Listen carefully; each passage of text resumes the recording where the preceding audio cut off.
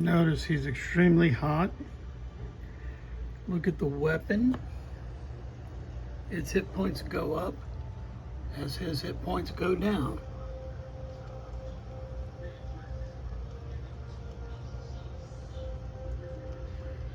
And then to stop the damage, all I do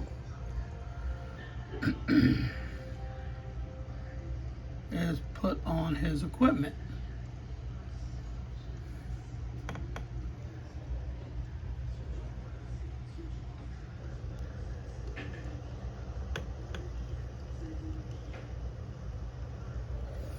Now it's getting kind of close, and I'm handling the camera, so I'm gonna cut it short.